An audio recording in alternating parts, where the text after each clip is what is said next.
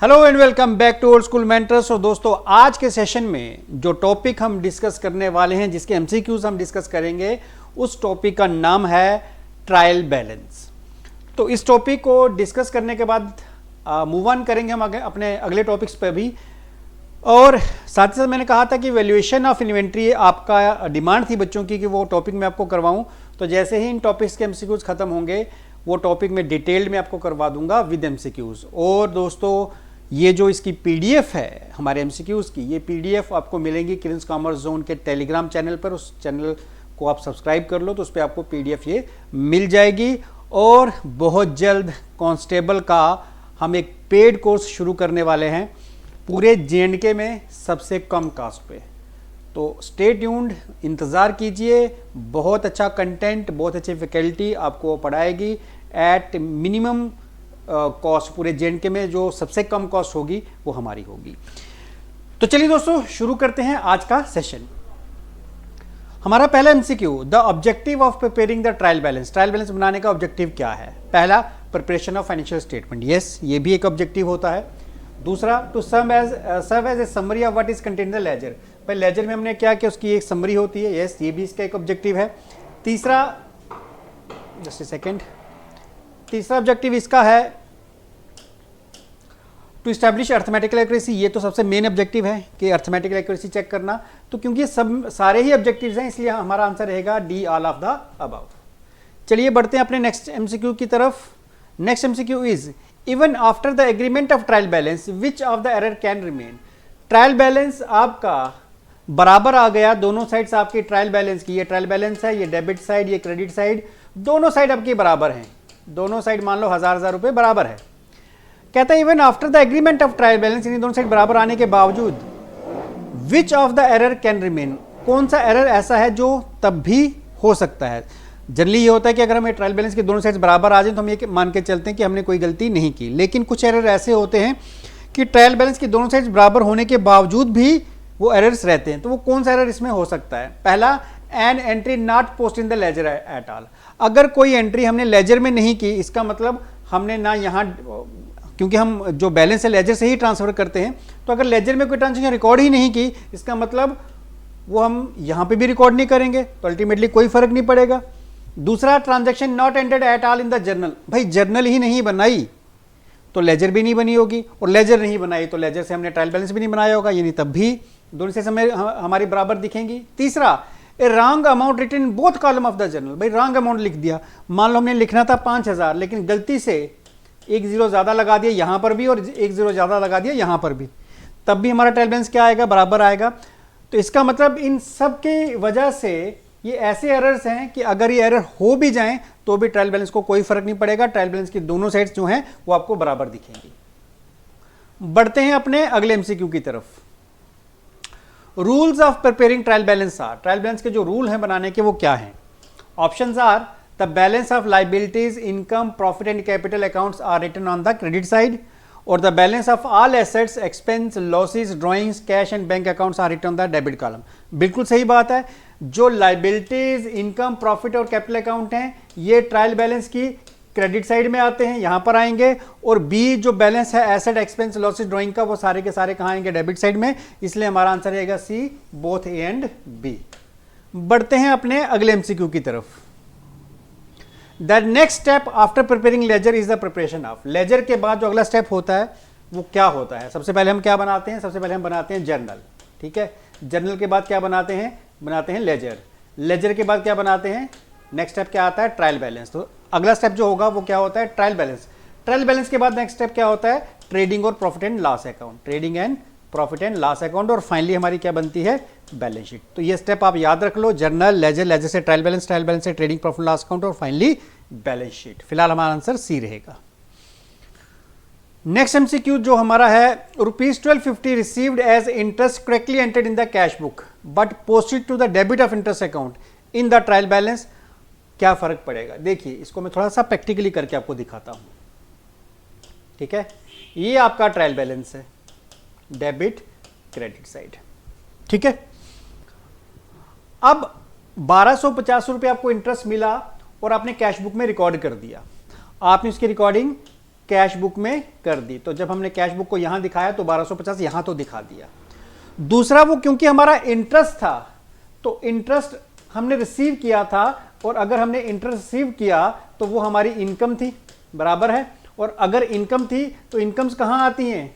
Credit side में। Expense कहां आते हैं? डेबिट साइड में।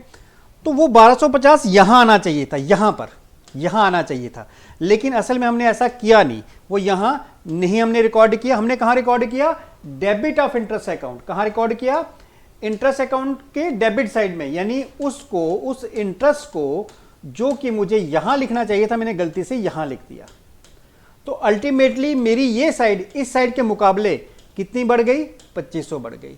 तो यही उसने पूछा था कि अगर मैं ये गलती कर दूं तो मेरी टोटल पे क्या फर्क पड़ेगा। तो यहां लिखा है पहला, the debit total will greater by 1250। नहीं भाई, जो हमारा डेबिट टोटल है वो 2500 रुपए ज्यादा इंक्रीज होगा। 1250 जो आपने कैश में डाला और 1250 जो आपने यहां डालना था वो भी आपने यहां रिकॉर्ड कर लिया। इसलिए आपका जो डेबिट टोटल है वो इंक्रीज होगा कितना? 2500 B is the right answer. बढ़ते हैं अपने अगले एमसीक्यू की तरफ। After preparing the trial balance the total of credit side is short by ₹1000। This difference will be. देखिए, हमने ट्रायल बैलेंस बनाया और हमारी जो ये डेबिट साइड है, ये क्रेडिट साइड है। मान लो ये टोटल हमारा आ गया 20,000 और इस साइड का टोटल है 19,000। तो इसने कहा after preparing the trial balance the total of credit side is short by ₹1000। Credit side हमारी जो 1000 रुपया कम है, दिस डिफरेंस विल बी। इस डिफरेंस को हम क्या करेंगे? भाई यहीं पे डालेंगे। तो इस डिफरेंस में हम जो 1000 रुपया कम था, हम क्रेडिट साइड में ही उसको डालेंगे और लिखेंगे credit to suspense account. Suspense account में क्या करेंगे? क्रेडिट साइड में ही उसको रिकॉर्ड कर देंगे। तो जो साइड छोटी होगी उसी साइड में लिखा जाएगा। अगर डेबिट साइड छोटी होती देन हमारा आंसर होता है debit to suspense account. Which of the account is increased by credit entries. इसमें से कौन सा अकाउंट है जो क्रेडिट एंट्री से इंक्रीज होगा? Sales return account. ये सेल्स रिटर्न कहां आती है? डेबिट में। तो ये डेबिट एंट्री से इंक्रीज होगा, क्रेडिट एंट्री से इंक्रीज नहीं होगा, गलत। गुडविल अकाउंट एसेट है, एसेट कहां आता है? डेबिट में। तो ये भी डेबिट एंट्री से इंक्रीज होगा, हमें पूछा गया क्रेडिट एंट्री से, तो ये भी गलत आंसर। परचेज अकाउंट कहां आता है? डेबिट में आती है, ये भी डेबिट एंट्री से इंक्रीज होगा, तो ये भी गलत। कैपिटल अकाउंट कहां आता है? क्रेडिट में, तो ये क्रेडिट एंट्री से इंक्रीज होगा, तो यही हमारा क्या रहेगा? आंसर। चलिए जी, next. Which of the following error will effect the trial balance. इसमें से कौन सा एरर है जो ट्रायल बैलेंस को इफेक्ट करेगा? Error of complete omission. भाई कंप्लीट ओमिशन का मतलब कि कोई ट्रांजैक्शन हम ना यहां लिखें ना यहां लिखें, तो इससे ट्रायल बैलेंस पे कोई फर्क नहीं पड़ेगा क्योंकि हमने कोई वैल्यू लिखी ही नहीं। कंपनसेटिंग एरर, यहां मैंने 1000 लिखा था, गलती से यहां 100 लिख दिया। और एक और गलती मैंने की, जब मैंने यहां 1000 लिख दिया तो यहां 100 लिख दिया। अल्टीमेटली एक एरर ने दूसरे एरर को क्या कर दिया? कंपनसेट कर दिया। तो ऐसा एरर भी हमारे ट्रायल बैलेंस में कोई भी चेंजेस नहीं लाएगा। Error of principle. Error of principle का मतलब कि मैंने बिल्डिंग खरीदी लेकिन गलती से मैंने लिख दिया परचेज अकाउंट। कि आप अपने रेवेन्यू एक्सपेंडिचर को कैपिटल एक्सपेंडिचर दिखा दो या कैपिटल एक्सपेंडिचर को रेवेन्यू एक्सपेंडिचर, लेकिन दिखाओ सही जगह पे। जैसे परचेज मैंने सही जगह पे दिखाई, सपोज यहीं पे दिखा दी मैंने, जबकि मुझे लिखना था, मान लो बिल्डिंग लिखना था, मैंने बिल्डिंग खरीदी थी लेकिन परचेज लिख दिया, लेकिन दिखाया सही जगह। जो अकाउंट है वो सही मैंने यूज किया, डेबिट था तो डेबिट किया, क्रेडिट था तो क्रेडिट किया, तो मान लो दिखाया मैंने सही जगह पर, लेकिन यहां पर जो अमाउंट तो मैंने सही जगह पे दिखाया लेकिन जो अकाउंट मैंने यूज किया वो मैंने गलत यूज किया। तो इससे हमारे ट्रायल बैलेंस पे कोई फर्क नहीं पड़ेगा क्योंकि फाइनल तो हमने टोटल देखना है, और अगर टोटल सही जगह पे लिखा गया है तो उससे हमारे ट्रायल बैलेंस पे कोई फर्क नहीं पड़ेगा। हाँ, क्लरिकल एरर, हमने क्लरिकल एरर है, लिखने में गलती हुई तो हमारा ट्रायल बैलेंस जो है वो इफेक्ट होगा, उसमें चेंजेस आएंगे, यानी दोनों बैलेंस मैच नहीं करेंगे। So D is the right answer. बढ़ते हैं अपने अगले एमसीक्यू की तरफ। Which of the following error will not effect the trial balance. इसमें से कौन सा एरर है जो ट्रायल बैलेंस पे इफेक्ट नहीं करेगा? Wrong balancing of account. भाई अगर हम रॉन्ग बैलेंसिंग करेंगे, जब हम लेजर बनाते हैं, ये लेजर जब हमने बनाई और जब हम इसके बैलेंसिंग करते हैं, यानी जो साइड बड़ी है उसका टोटल लेके छोटी वाली साइड माइनस करते हैं, उसको बैलेंसिंग करना कहते हैं। अगर गलत करेंगे तो ये ट्रायल बैलेंस पे इफेक्ट करेगा, तो ये आंसर तो नहीं है हमारा। रॉन्ग टोटलिंग ऑफ अकाउंट, अगर टोटलिंग हमने गलत कर दी तो वो भी हमारे ट्रायल बैलेंस पे इफेक्ट करेगी, तो ये भी हमारा आंसर नहीं है। क्रॉस मतलब भी हमारा आंसर नहीं है। Omission of transaction in the subsidiary book. Transaction हमारी सब्सिडरी बुक में ओमिशन मतलब ओमिट कर दिया, यानी हमने रिकॉर्ड ही नहीं की। तो अगर हमने कोई ट्रांजैक्शन अपनी बुक में रिकॉर्ड नहीं की, ओहो, विच of the following error will not effect the trial balance, जो ट्रायल बैलेंस पे इफेक्ट नहीं करेगा, यस दिस वन। अगर हमने कोई ट्रांजैक्शन रिकॉर्ड ही नहीं की तो इससे हमारे ट्रायल बैलेंस पे कोई भी इफेक्ट नहीं होगा, क्योंकि ट्रांजैक्शन रिकॉर्ड नहीं की मतलब आपने जो डेबिट क्रेडिट कॉलम है उसमें ना यहां कुछ लिखा ना यहां कुछ लिखा। लेकिन अगर रॉन्ग बैलेंसिंग करोगे तो हमारा ट्रायल बैलेंस पे इफेक्ट पड़ेगा। इसलिए मैंने क्रॉस इसलिए किया है कि ये हमारा आंसर नहीं है। हमारा आंसर क्या है, ये कि जिसकी वजह से हमारे ट्रायल बैलेंस पे कोई फर्क नहीं पड़ेगा। इनकी वजह से फर्क पड़ सकता है, अगर हमने रॉन्ग अमाउंट लिख दिया, रॉन्ग बैलेंसिंग कर दी, रॉन्ग टोटल लिख दी, तो इससे हमारे ट्रायल बैलेंस पे फर्क पड़ेगा, दोनों साइड्स आपकी मैच नहीं होंगी। लेकिन अगर हमने कोई ट्रांजैक्शन ना डेबिट में रिकॉर्ड की ना क्रेडिट में, इससे हमारे ट्रायल बैलेंस पे कोई फर्क नहीं पड़ेगा। और वो भी पूछा गया था which error will not effect the trial balance, कौन सा एरर है जो आपके ट्रायल बैलेंस को इफेक्ट नहीं करेगा, that is complete omission. C is the right answer. बढ़ते हैं अपने अगले एमसीक्यू की तरफ। Which of the following error will not affect the trial balance? Again वैसा ही क्वेश्चन है लगभग, कौन सा एरर हमारे ट्रायल बैलेंस पे इफेक्ट नहीं करेगा। एरर ऑफ रॉन्ग कॉस्टिंग, भाई ये तो करेगा। अगर हमने टोटिंग गलती कर दी तो ये तो करेगा। रॉन्ग कैरी फॉरवर्ड करेंगे अमाउंट का, ये भी ट्रायल बैलेंस पे इफेक्ट करेगा। एरर ऑफ रॉन्ग बैलेंसिंग, ये भी इफेक्ट करेगा। एरर ऑफ प्रिंसिपल, ये हमारे ट्रायल बैलेंस पे इफेक्ट नहीं करेगा। मैंने पहले भी समझाया, एरर ऑफ प्रिंसिपल मतलब किसी रेवेन्यू एक्सपेंडिचर को आप कैपिटल एक्सपेंडिचर दिखा दो या वाइस वर्सा। फॉर एग्जांपल जैसे मैंने कहा कि मैंने एक मशीनरी खरीदी, मैंने यहाँ पे मशीनरी लिखनी थी लेकिन गलती से मैंने परचेज लिख दिया। भाई अगर मैं मशीनरी लिखता तब भी मुझे डेबिट में लिखना था, परचेज लिखता तब भी डेबिट में लिखना था। इसका मतलब अमाउंट मैंने सही कॉलम में डाला है, लेकिन जो अकाउंट यूज किया है वो गलत है। मुझे यहाँ पे प्लांट, मशीनरी, बिल्डिंग जो भी मैंने खरीदा होगा वो लिखना था। तो ऐसा एरर जहां पर हम रेवेन्यू एक्सपेंडिचर को कैपिटल एक्सपेंडिचर दिखा दें, यानी अकाउंट आप गलत यूज करो लेकिन अमाउंट जो है, वैल्यू जो है वो सही कॉलम में दिखाओ, ऐसे एरर को एरर ऑफ प्रिंसिपल कहते हैं। और ऐसे एरर होने से हमारे ट्रायल बैलेंस पे कोई भी इफेक्ट नहीं पड़ता। सो सी इज द राइट आंसर। बढ़ते हैं अपने अगले एमसीक्यू की तरफ।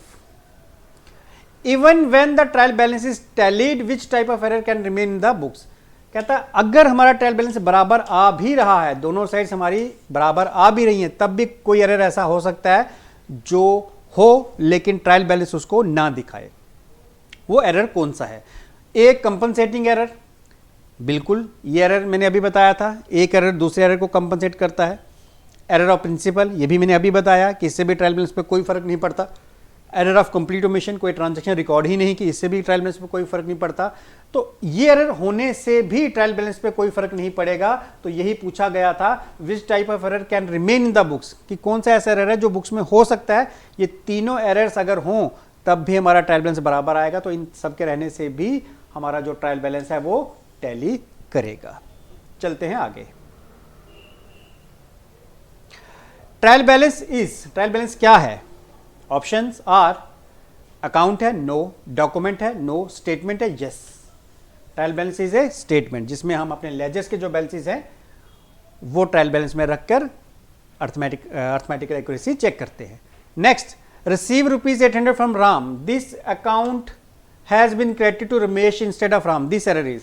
भाई हमने रमेश की जगह, राम की जगह रमेश को लिख दिया, या रमेश की जगह आप राम को लिख लो। ये कैसा एरर है? कंपनसेटिंग एरर तो वो होता है जहां एक एरर दूसरे एरर को कंपनसेट कर देता है, यानी दोनों एरर होने की वजह से ट्रायल बैलेंस बराबर हो जाता है। एरर ऑफ कमीशन, इसके बाद में बात करते हैं। एरर ऑफ ओमिशन, यानी जहां पर हम ट्रांजैक्शन को रिकॉर्ड ही नहीं करते। एरर ऑफ प्रिंसिपल, वही कैपिटल एक्सपेंडिचर को रेवेन्यू एक्सपेंडिचर। तो बचा कौन सा? Error of commission. Error of commission ऐसा एरर हो गया जहां पर हम किसी का नाम जो है चेंज कर देते हैं, या जहां हम टोटलिंग करते वक्त गलती कर देते हैं, ऐसे एरर्स को हम कहते हैं एरर ऑफ कमीशन। तो answer is B. Trial balance does not include, trial balance में जनरली क्या इंक्लूड नहीं होता? तो याद रखो, ट्रायल बैलेंस जब हम बनाते हैं तो उसमें क्लोजिंग स्टॉक हम नहीं लेते। क्लोजिंग स्टॉक हम तब लेते हैं जब हमें क्या दी हो? एडजस्टेड परचेजेस दी हो। ये याद रखना कि इन केस ऑफ अगर आपको एडजस्टेड परचेजेस दी गई हैं, जिसका मतलब होता है opening stock plus net purchases minus closing stock. तो अगर आपको एडजस्टेड परचेजेस दी गई हैं तो आपको क्लोजिंग स्टॉक लेना है और ओपनिंग स्टॉक नहीं लेना। अदरवाइज सिंपल जब हम ट्रायल बैलेंस बनाते हैं तो उसमें क्लोजिंग स्टॉक को हम नहीं लेते। ये मैंने बताया था एक लेक्चर में, अगर आपको डिटेल में इसके बारे में जानना है तो कमेंट करके बता दो कि क्यों नहीं लेते, मैं अगले सेशन में आपको बता दूंगा। ट्रायल बैलेंस इज प्रिपेयर्ड कब बनाया जाता है?